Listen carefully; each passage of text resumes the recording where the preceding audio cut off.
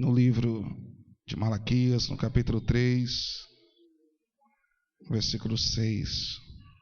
E eu quero que você abra o teu coração para Deus nessa noite, porque Deus quer falar algo muito forte ao teu coração. Algo que talvez você nunca ouviu. Em nome de Jesus.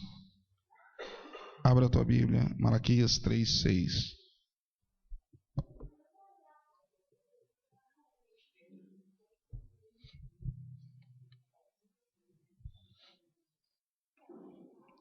Diz assim: eu sou o Senhor e eu não mudo. Por isso vós, os filhos de Jacó, não sois consumidos. Eu sou o Senhor e eu não mudo. Ele não muda. Desde o dia de vossos pais, vocês têm se desviado de meus estatutos e não guardaste. Tornai-vos para mim, e eu tornarei para vós, diz o Senhor dos Exércitos. Mas vós dizeis: em que havemos de tornar? Roubará o homem a Deus? Todavia vocês têm me roubado e têm dito: em que te roubamos? Nos dízimos e nas ofertas alçadas. E com maldição sois amaldiçoados, porque me roubais vós a nação toda. Mas trazei todos os dízimos à casa do tesouro, para que haja mantimento em minha casa. E depois fazei prova de mim nisto, diz o Senhor dos Exércitos: se eu não vos abrir a janela dos céus e não derramar sobre vós uma bênção tal, que dela vos advenha a maior abastança. E eu repreenderei o devorador, para que não vos consuma o fruto da terra. A vossa vida no campo não será estéril, diz o Senhor dos Exércitos. E todas as nações vos chamarão de bem-aventurados, porque vocês serão uma terra deleitosa, diz o Senhor dos Exércitos. Feche os teus olhos, peça para que Deus ministre o teu coração nessa noite, que não venha ser eu aqui, mas o Espírito Santo através da minha vida. Em nome de Jesus, que tudo aquilo que não é de Deus caia por terra. Senhor Deus e Pai, nós clamamos a Ti nessa noite de domingo. E nós pedimos agora para que o Senhor venha ministrar o coração de cada uma das pessoas que aqui estão. Que caia por terra, Deus, toda a barreira espiritual. Caia por terra, Deus, tudo aquilo que tenta causar a dúvida, o medo, o engano. Tudo aquilo que tenta, Deus, aniquilar a Tua palavra em nossas vidas. Pai, em nome de Jesus, que não seja eu, mas o Teu Espírito, e que o Senhor venha falar tão profundamente no nosso coração, para despertar a nossa fé, para vivermos realmente o melhor do Senhor. Em o nome de Jesus, todo espírito voador da palavra, dúvida, medo, engano, está por terra. E eu te peço agora, leva o nosso pensamento cativo à obediência do senhorio de Cristo. Pode se assentar no seu lugar, em nome de Jesus. Amém? Em nome de Jesus. O tema da celebração de hoje é dízimo, celebração da redenção. Se você não conseguir anotar tudo, vai estar no informativo que eu vou entregar para vocês hoje à noite do nosso mês. Amém? Queridos, muitos cristãos relutam quando se fala sobre dinheiro em igreja. Só que eles não conseguem entender que o dinheiro faz parte da vida de todos nós. É através do dinheiro que nós mantemos a igreja aberta. É através do dinheiro que você coloca comida dentro da sua casa. É através do dinheiro que você paga a sua água, a sua luz, o seu telefone, que você investe nos seus estudos, que você investe na sua própria vida. Olha para a pessoa que está ao seu lado e diga para ela assim: o dinheiro é bom quando o dinheiro é de Deus. Não, olha para ele e diga para ele: o dinheiro é bom quando o dinheiro é de Deus. Amém? Por que eu digo que o dinheiro é bom quando o dinheiro é de Deus? Quando a profissão ela não é de Deus, uma prostituição não é de Deus, dinheiro não é bom. O tráfico de drogas, o dinheiro não é bom. Por quê? Porque está vindo de algo errado, de algo que está destruindo a vida de pessoas. O dinheiro da corrupção, pastor, é bom? Não, não é bom. É um dinheiro sujo. O dinheiro que eu roubei do meu patrão, é bom? Não, é um dinheiro sujo. O dinheiro que vem de Deus, ele é bom. Olha para o teu irmão e diga para ele assim: Deus tem o melhor preparado para a vida de cada um de nós. Amém? Deus tem algo preparado para as nossas vidas. Lá em Gênesis capítulo 28, versículo 22. Abra a tua Bíblia lá, em nome do Senhor Jesus de Nazaré. Começo da tua Bíblia, Gênesis capítulo de número 28, versículo 22.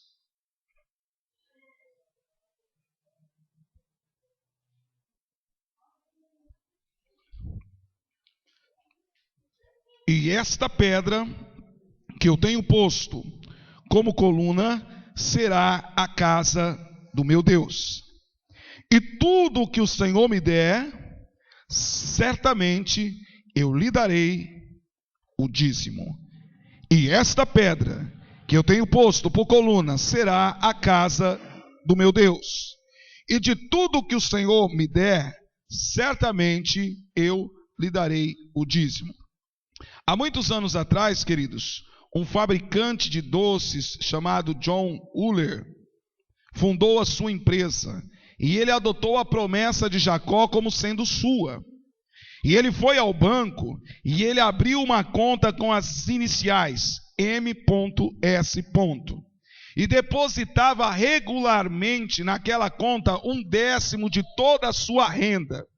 E quando lhe perguntaram o significado daquelas iniciais, Uller respondia: meu sócio, dando a Deus o primeiro lugar em todas as suas transações comerciais.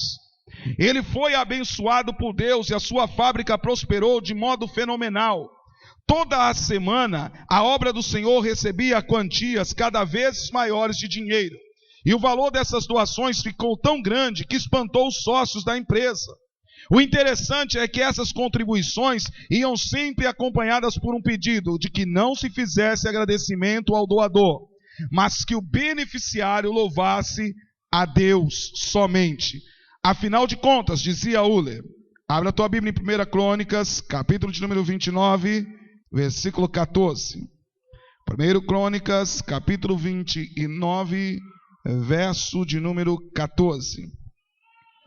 Abra a sua Bíblia aí. Queridos, eu tenho visto muita dificuldade de vocês na questão da Bíblia, na questão do aprendizado. E nós tomamos uma decisão hoje cedo que a partir de julho, o nosso Tadel não será mais um Tadel direcionado à liderança da igreja, mas será como uma grande escola bíblica. Amém? Todos os domingos das 8h30 às 9h30 em ponto. 1 hora de Tadel, de ensinamento, de discipulado. E o que nós vamos fazer? Nós vamos ter uma classe para os adultos, que vai englobar jovens, adolescentes, uma classe para novos convertidos. Nós vamos trazer as crianças e os juniores para o domingo também, para os pais não terem que se locomover 2 vezes no final de semana. E nós vamos fazer com uma grande escola bíblica, para que nós venhamos aprender a palavra de Deus, em nome de Jesus. Às vezes eu falo, abre a Bíblia lá em 1 Coríntios, eu vejo gente procurando lá em 1 Crônicas, abre 1 Crônicas, abre lá em 1 Coríntios, e assim sucessivamente. Amém? Vamos voltar para a palavra em nome de Jesus. Deus tem cobrado isso e nós vamos fazer. Amém? 1 Crônicas, capítulo 29, verso de número 14. Se você tem uma caneta, depois você marca isso aí. Lá na sua casa você vai ter lá no seu informativo, você marca bem. Porque isso aqui é muito forte, querido. A Bíblia diz aqui assim, Salomão diz assim: mas quem sou eu e quem é o meu povo para que pudéssemos dar voluntariamente essas coisas? Tudo vem de ti. Nós somente devolvemos aquilo que veio das tuas mãos. Quem sou eu e quem é o meu povo para que pudéssemos contribuir tão generosamente como fizemos? Tudo vem de ti e nós apenas te damos o que vem das tuas mãos. Esse empresário americano, ele entendeu isso e ele catou esse versículo para a vida dele e disse assim: quem sou eu? Não sou ninguém. Se eu posso dar generosamente, não é porque eu estou fazendo alguma coisa, mas tudo que eu tenho vem de quem? De Deus. E nós apenas devolvemos para Deus. Queridos, Deus literalmente deseja fazer o seu povo próspero, o seu povo ter uma vida abençoada. Riqueza não quer dizer que você vai ser o cara mais milionário do mundo. A riqueza, ela engloba em vários aspectos. A sua vida espiritual, primeiramente, ela tem que ser uma vida totalmente de Deus. Porque não adianta nada eu ter dinheiro e ter uma vida espiritual mirrada, onde eu dependa de tarja preta para sobreviver. Porque eu não consigo colocar a cabeça no travesseiro, deitar e dormir. Então Deus quer que você seja completo. Olha para o teu irmão e diga para ele: Deus quer que você seja completo. Fala para ele: Deus quer abençoar todas as áreas da tua vida.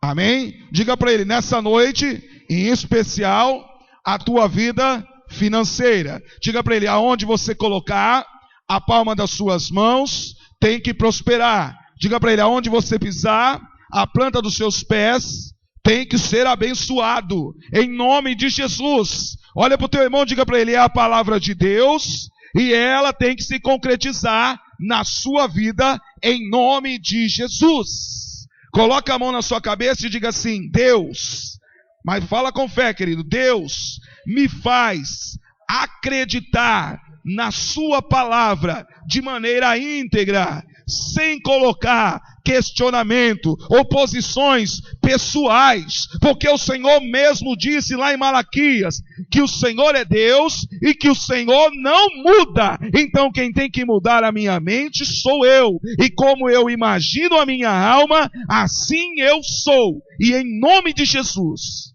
eu peço: me ajuda a praticar a palavra de Deus. Amém, queridos? A praticar a palavra de Deus na sua vida, na minha vida, em nome de Jesus. Quando eu entendo o dízimo como uma simples ajuda para a igreja, ele não vai ser funcional na minha vida. O dízimo, ele é literalmente um ato de fé. É um ato que eu estou, um ato de obediência, ao qual eu li a palavra, eu entendi a palavra, eu ouvi a palavra, e eu, por livre e espontânea vontade, decidi praticar. Às vezes, a sua vida fica amarrada, a nossa vida fica amarrada, porque nós amarramos, literalmente através do quê? Da nossa desobediência. É a palavra de Deus, não é a igreja do Evangelho Quadrangular, não é a igreja Assembleia de Deus, não é a igreja católica, não é a igreja A e nem a igreja B, é a Bíblia que ensina.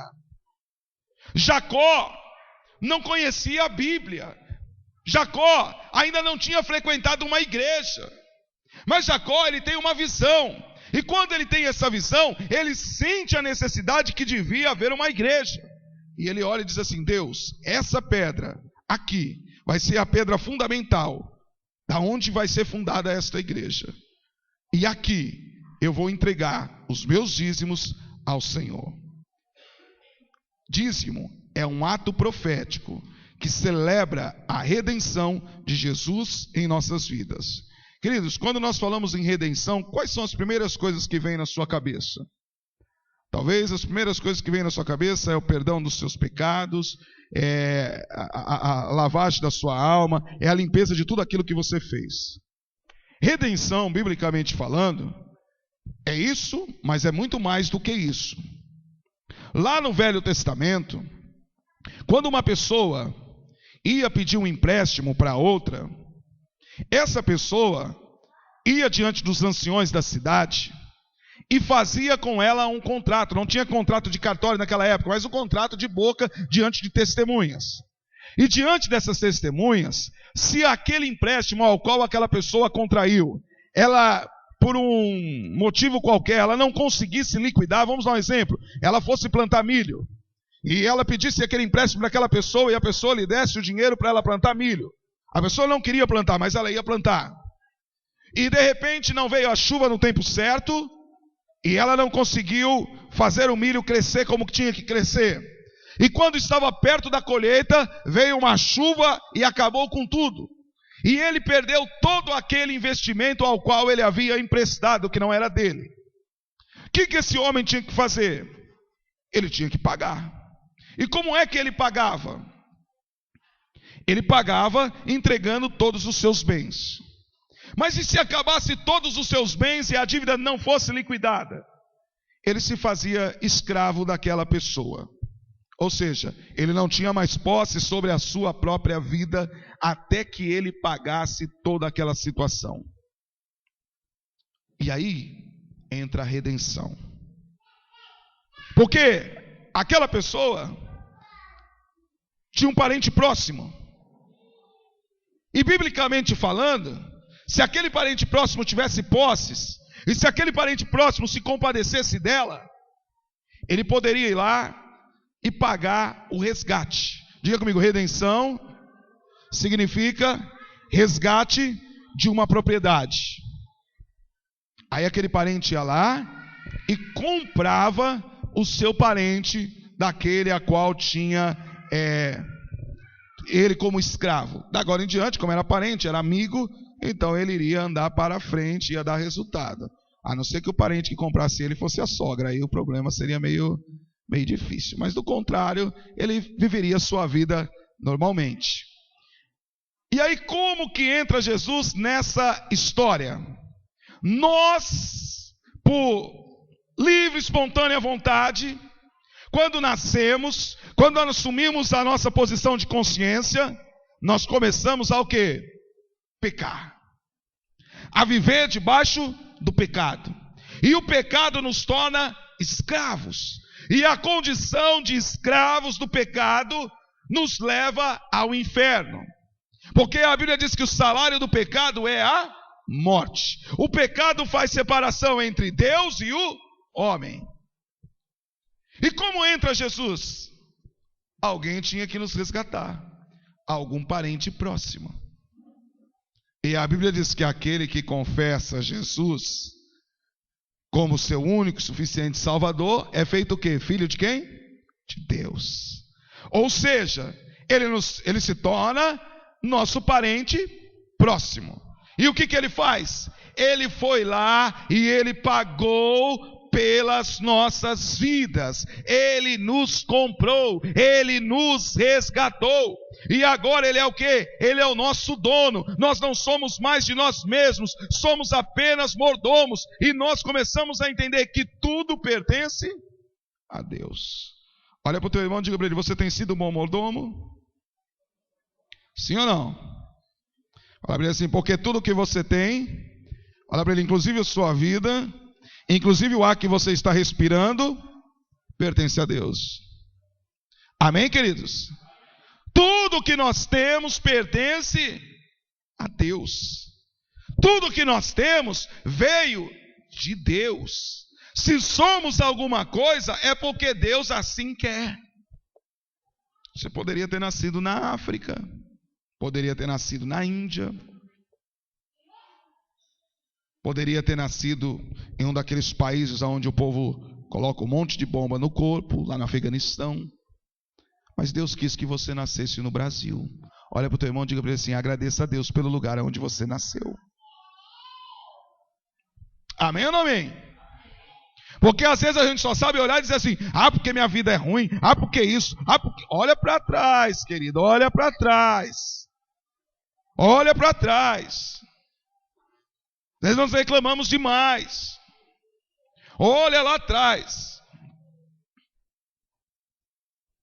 Todas essas pessoas que nós vemos por aí pelo mundo afora, esses países onde há tanta destruição, tanta miséria, se nós formos olhar dentro da Bíblia, nós vamos encontrar todos eles em uma determinada época da sua vida tiveram a chance de pertencer a Deus e foram muito prósperos, inclusive a Etiópia, muito prósperos. Mas em um determinado momento eles decidiram deixar Deus em segundo plano para servir os deuses feitos pelas mãos de homens. E estão no caos que eles vivem até hoje, infelizmente. Essa é a grande verdade. Mas uma coisa que eu vou dizer para vocês: A África, cada dia que passa, tem prosperado mais. Sabe por quê? Porque há muitos missionários cristãos pregando a palavra lá. Tem um amigo meu que foi lá pregar, e ele falou para mim que o hotel onde eles ficaram era 5 estrelas, mas não tinha nem água encanada para tomar banho. A lâmpada acendia até um determinado tempo e depois acabava. O negócio era precário e era 5 estrelas. Aí eu falei para ele assim, meu Deus, e o culto? Ele falou, rapaz, o culto pega fogo. Chegamos lá, um povo tudo bem vestido, nem parecia o povo da África, eu fiquei até assustado. Falei, e aí? Ele falou assim, rapaz, nós estávamos morrendo assim nós estávamos com muita dó deles. Nós levamos dinheiro para ajudar eles a fazer algumas coisas. E de repente eles falaram assim, não, vocês têm que ministrar a oferta, porque nós estamos sendo abençoados. Deus tem rompido nas nossas vidas e nós estamos prosperando. Deus está mudando a situação da vida deles. Por quê? Porque eles estão aceitando Jesus e estão praticando a palavra. Amém? Olha para o teu irmão e diga para ele assim, tudo que você tem é de Deus. Fala para ele inclusive suas finanças. Fala para ele, tudo que você tem pertence a Deus, inclusive as suas finanças. Amém, queridos? Tudo que nós temos não é nosso, é de Deus, pertence a Deus. E nós temos que colocar isso na nossa mente. Quando Deus falou para o povo de Israel, talvez você diga assim, mas Deus só falou para o povo de Israel. É óbvio, era só eles que eram o povo de Deus. E graças a Deus que eles não aceitaram Jesus como Salvador de suas vidas. Porque se eles tivessem aceitado Jesus como Salvador de suas vidas, nós estaríamos perdidos. Porque Jesus veio primeiramente para eles, mas a Bíblia diz que eles o rejeitaram. E foi dado o poder de todos aqueles que creem no seu nome serem feitos filhos de Deus. Então ore sempre por Israel e abençoe a nação de Israel, porque a Bíblia nos ensina a fazer isso. E fala, Deus, obrigado porque eles rejeitaram Jesus. Porque se eles não tivessem rejeitado, o problema seria muito sério. Amém? Glória a Deus por isso. Deus tem um plano para a vida deles e eu tenho certeza que o plano de Deus na vida deles vai acontecer no tempo de Deus. Amém? Mas são pessoas muito prósperas. São pessoas que têm vivido milagres em suas vidas. Olha para o teu irmão e diga para ele assim, você é de Deus. Olha para ele, tudo que você tem pertence a Deus. Olha para ele, como você imagina a sua vida, assim você é. Amém? Quando Deus olha para o povo de Israel e diz para eles assim, olha, vocês têm se desviado dos meus decretos. Vocês têm mudado a forma de fazer as coisas. E eu, o Deus de vossos pais, eu não mudo. Mas voltem para mim e eu volto para vocês. E aí eles olham e dizem assim, Deus, no que é que nós devemos voltar? Deus olha e diz assim, vocês têm me roubado. E eles olham e dizem assim, mas no que é que nós te roubamos? Aí Deus fala um negócio forte, querido. Às vezes que muito cristão não gosta de ouvir. Deus olha para eles e diz assim, vocês têm me roubado nos dízimos e nas ofertas alçadas. E por causa disso, vocês têm se tornado escravos. Com maldição, vocês têm sido amaldiçoados. Olhe para a vida de quem é fiel e veja como que as coisas acontecem naturalmente. Se você não conseguiu entender isso na sua vida, você vai ficar patinando a vida toda. Ageu, abra sua Bíblia no livro de Ageu.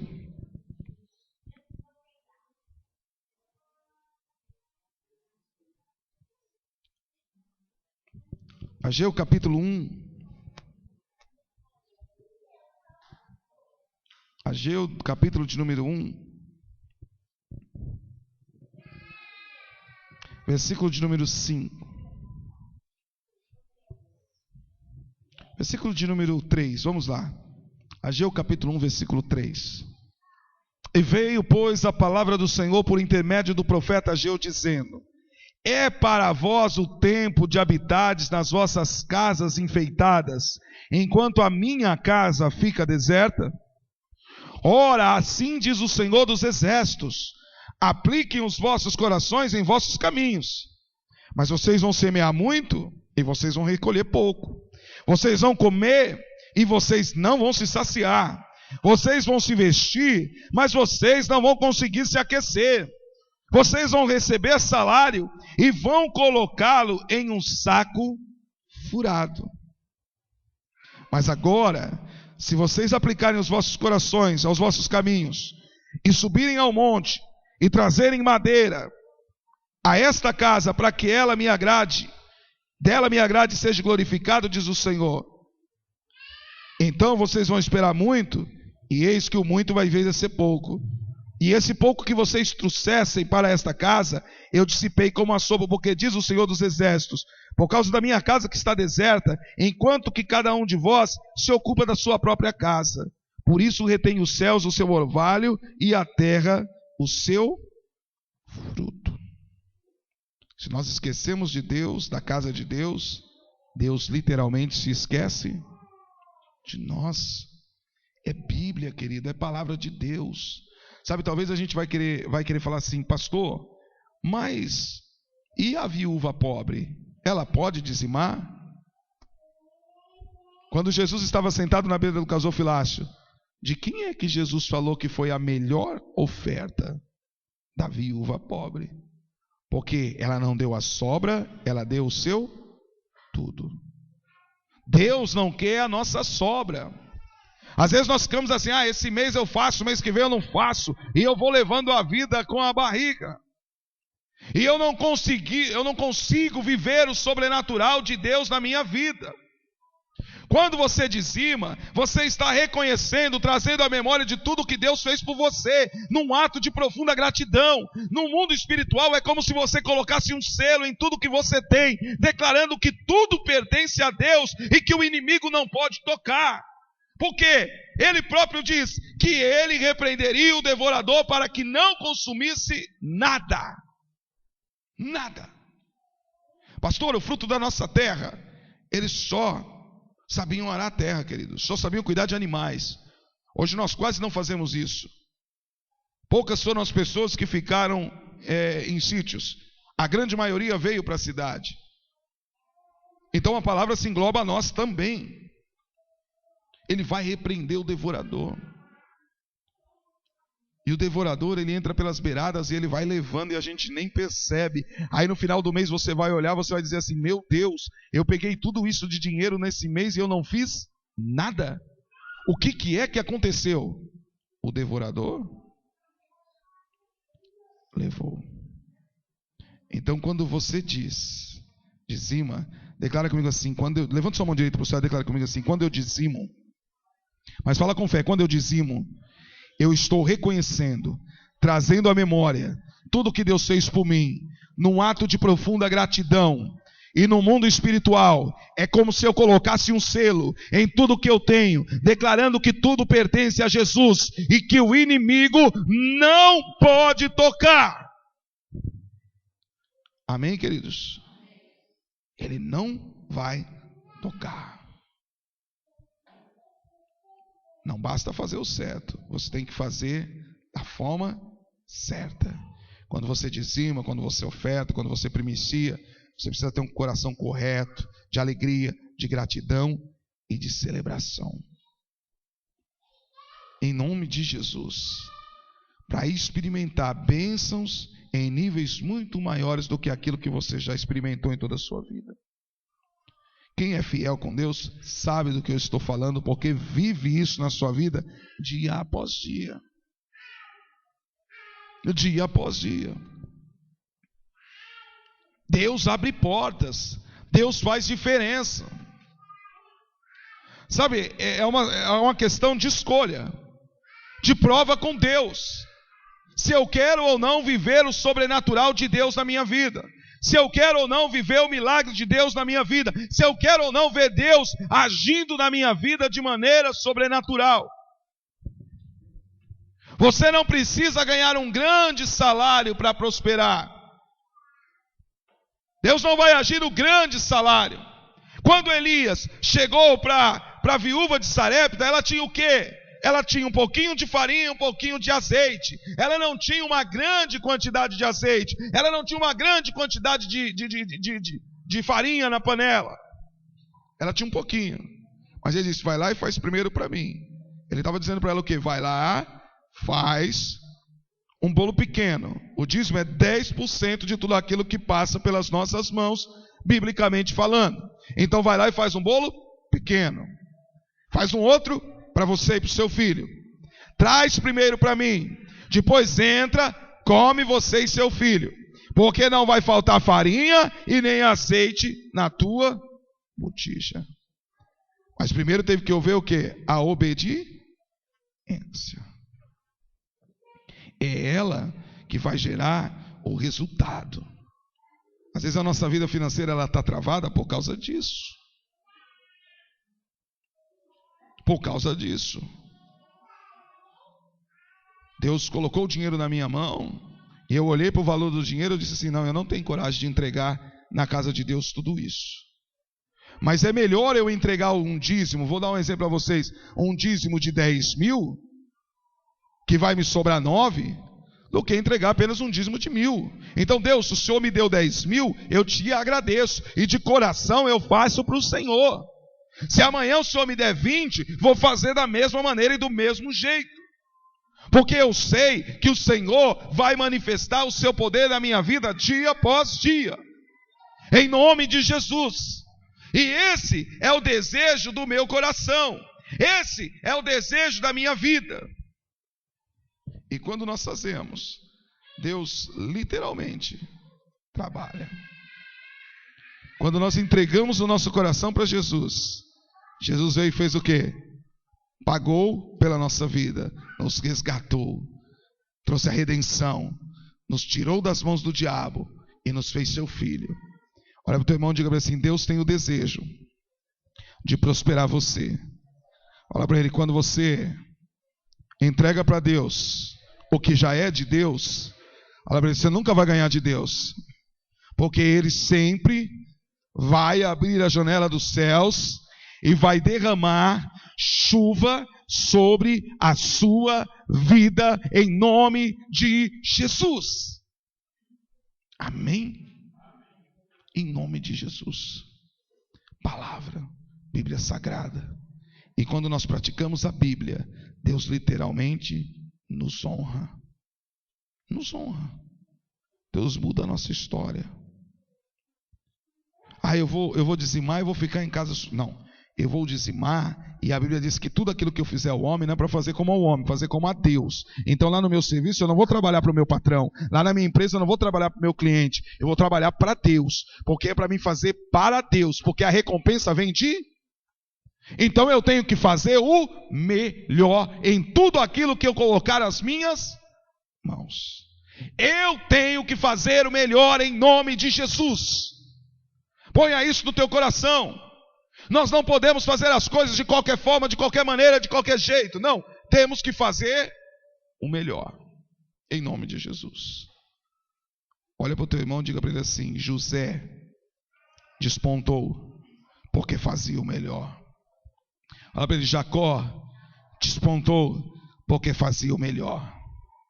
Olha para ele, você tem que fazer o melhor. Olha para ele, você tem capacidade para fazer o melhor. Fala para ele, sabe por quê? Porque Deus disse que todo local aonde você colocasse a palma das suas mãos iria prosperar. Fala para ele, então para de reclamar. Você pode fazer o melhor. Amém ou não amém? Amém ou não amém? Nós podemos. Nós estamos entrando no mês. Então coloca isso no seu coração. Se você já é um dizimista fiel, fala para Deus, Deus, eu quero continuar sendo, porque eu quero que o Senhor repreenda o devorador na minha vida. Se você ainda não era, diga para Deus, Deus, eu vou desafiar o Senhor e a partir de agora eu vou ser, porque eu quero ver o Senhor manifestar o seu poder na minha vida. Satanás não vai colocar mais as mãos em mim, em nome de Jesus, porque eu quero viver o sobrenatural.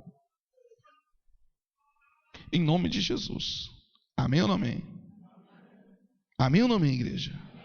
Em nome de Jesus. Eu quero viver o sobrenatural. Deus vai ver o fruto do seu trabalho e Ele vai se alegrar. Ele vai se alegrar sobre você, sobre mim, sobre nós.